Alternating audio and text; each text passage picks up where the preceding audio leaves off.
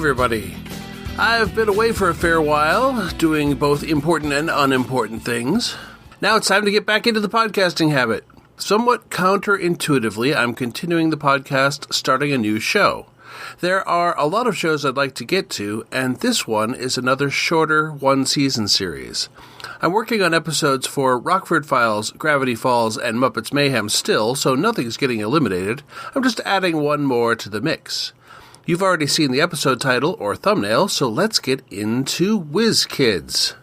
Before I look at the specific episode, I suppose I should talk through some of the background of the show.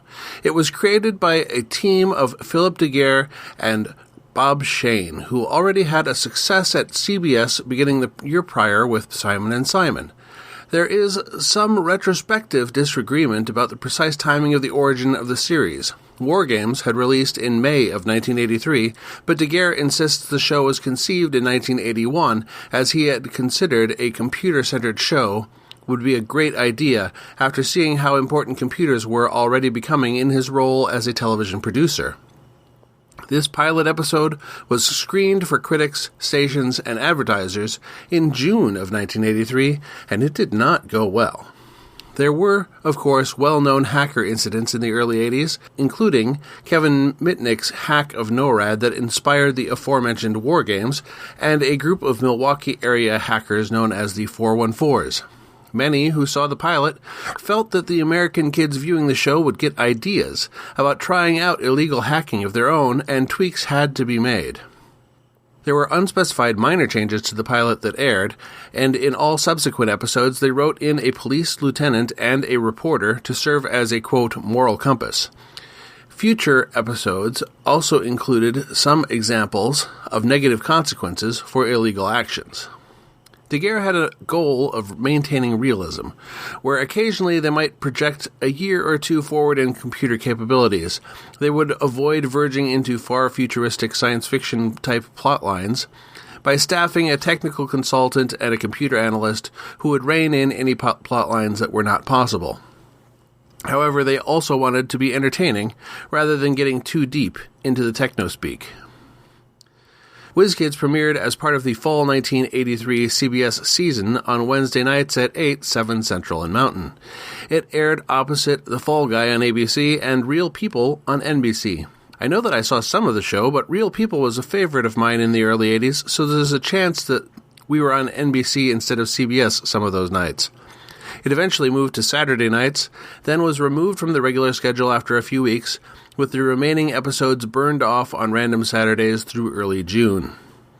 Therefore, the show was not technically canceled, it was just not renewed following a single season that had 18 episodes. So while this show is technically a partial rewatch for me, I don't actually have any distinct memories of it. I was 10 years old, and have no idea what episodes I watched, though I'll be sure to tell you if any of them ring a bell when I see them. Oh, by the way, there is a collection on archive.org where I am viewing the episodes. I've seen various episodes pop up from time to time on YouTube, but Universal appears to be taking them down from time to time, so Archive is probably your best bet if you'd like to watch along.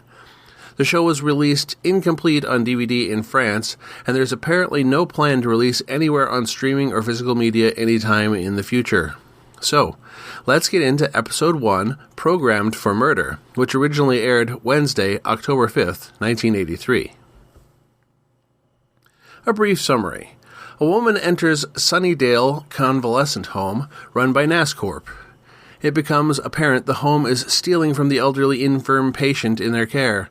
The woman is an heir, Shirley Harrison, supposedly missing 30 years, and they sedate her rather than have her take the estate. Then we meet Richie, his friends Hamilton and Jerry, and Richie's little sister Cheryl, who are exploring the Harrison property on their bikes when they're run off by a NASCorp employee. And then Cheryl discovers some human remains in a shallow grave. They infiltrate Sunnydale, accidentally and unknowingly finding Shirley Harrison as they look for the elder Mrs. Harrison. The kids gradually discover the conspiracy, using their computer to determine a possible match to the skeleton, and they dig up the actual grave and find out that skeleton really is missing. As they fill in all the blanks figuring out who Shirley is at the grave, Jeremy and Richie are caught by a worker and taken back to NASCORP headquarters. It looks like the executive Mr. Osgood is going to kill and dump them, but they are being held in a computer storage room. They hack into the NASCORP servers and then monkey wrench the building operations to cause massive disruptions. They used the NASCORP mainframe to confirm Shirley Harrison's identity and send messages to their newspaper reporter friend and the rest of the club about her room number at Sunnydale Hospital, where they save her in the nick of time. Mr. Osgood is cuffed and led away as the reporter peppers him with questions and photographs him. Favorite line? Actually, it's going to be my favorite moment this time because it was really great and it doesn't really translate to audio. When the giant model of the housing development is being hit by the building's fire sprinklers, the houses in the model collapse down the model hillsides with sound effects like a natural disaster. All right, the next section I'm calling the Who Is query. It's fun seeing legendary character actor Jonathan Banks in the opening scene as a devious doctor, and interesting to note James Whitmore Jr., who would go on to direct Buffy episodes like I Only Have Eyes for You and Dead Man's Party. I'm actually unclear which character he is. So I'm going to start this week with Matthew Laborto as lead character Richie Adler. Laborto was born December 8th, 1966 in Los Angeles to an interior designer and an actress. His older brother Patrick is also an actor, and Matthew was first noticed as he tagged along to his older brother's audition. His acting debut was in 1974 in John Cassavetes' drama A Woman Under the Influence. He appeared in guest roles on television, and a couple years after his acting debut, he landed the role of Albert on Little House on the Prairie.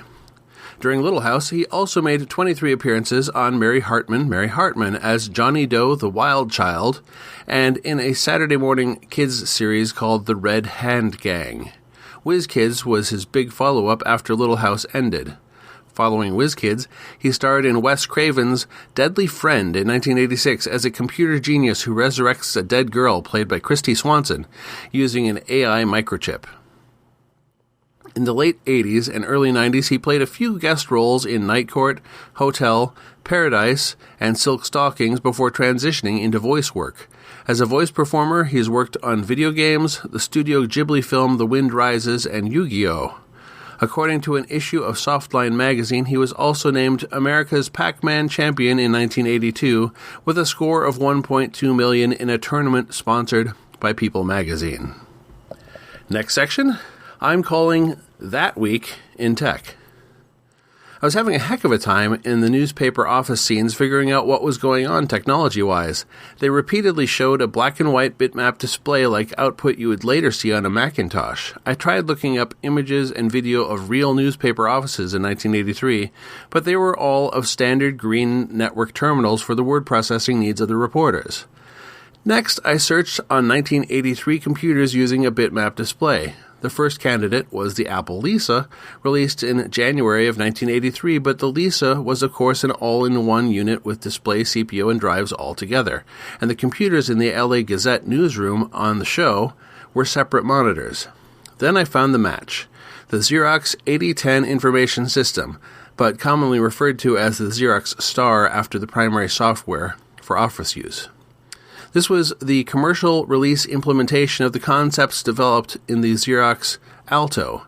If you know your computer history, the Alto was a system Steve Jobs saw at the Xerox Palo Alto Research Center that featured a bitmap display, mouse, and graphical user interface. Based on the videos I found earlier in my search, I'm guessing the system appeared in the show almost like an advertisement of the system encouraging newsrooms to adopt the technology.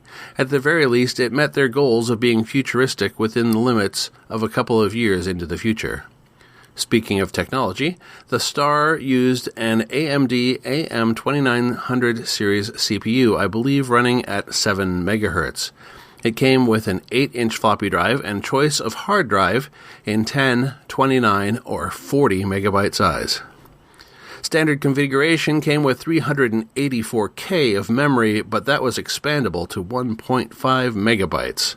It used a 17-inch display at 1024 by 808 resolution. The system ran Xerox's proprietary Pilot operating system, which was a single-user multitasking OS running a graphical user interface. The system, at its 1981 launch, cost $16,595. Adjusted to today's dollars, that's roughly $56,000. All right, totally 80s. Although this could possibly be ongoing as a more perennial trope, it's definitely got its start in the 80s. The kids know how to run the computers better than the adults. I'll give the show credit, they showed plenty of adults who were competent with computers. The trope comes into play in the school office, where Richie has been clearly involved more than once making the school's computers run correctly, and they ask him for help with the scheduling software. Artifactoids.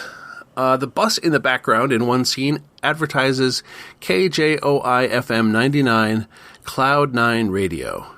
Interestingly, the radio station was originally begun by Metro-Goldwyn-Mayer Film Studio as KMGM in 1947, though few people had FM-capable receivers at that time. MGM closed up shop on FM radio in 1953, and a couple named Art and Jean Crawford bought the equipment and the frequency and relaunched as KCBH after their record store Crawford Beverly Hills, which they not only promoted but used as a music library for their broadcasts. Eventually, in the 70s, the format was switched to a mostly instrumental, easy listening format that was advertised on the bus. Later, the station was Modern Adult Contemporary and currently exists as KYSR Alt 98.7, and it's owned by the iHeartRadio conglomerate. What worked? I really like the cast, especially the kids, which is vital to a success for a show like this, of course. I also like that the characters did gutsy things like digging up a grave in the middle of the night. I mean, sure, that happened on Buffy, but this show is grounded a little closer to reality. Lastly, I like that it was not softball danger, but actual peril. The antagonists were really going to kill Richie and Jeremy and dump their bodies in a chemical processing facility. What didn't work? Well, there were certainly a lot of plot-convenient lucky breaks. Richie's brute force attack at the NASCORP terminal to gain access worked far faster than it likely should have, though they do have dialogue about how long it could potentially take. They fall into my hazy idea of what you can do at a dumb terminal, but I feel like the password wall would be in effect before you even get into an area where you could write some code.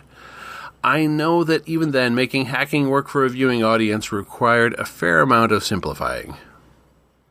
So next time is Episode 2, titled Fatal Error. I'd love to think this was the first show to use that phrase as a title with that double meaning, but that's probably unlikely. Happy hunting! You have been listening to the One Idjit's Thoughts On podcast, produced by Paul Mackey in association with Nimlas Studios. Any short clips of audio from shows is included under fair use for commentary purposes, and copyright for that content remains with its original copyright holders. The theme song is Too Good by Jack Mangan and is used by his generous permission. One Idjit's Thoughts is produced under a Creative Commons Attribution, Non-Commercial, No Derivatives 4.0 International License. You can find more episodes of this podcast and many other fine podcasts at nimlas.org.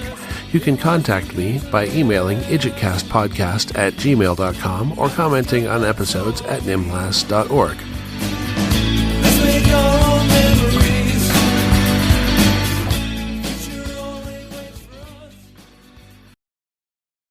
Oh, that's really going to throw a wrench into those kids' plans. One of their dads lost his car insurance.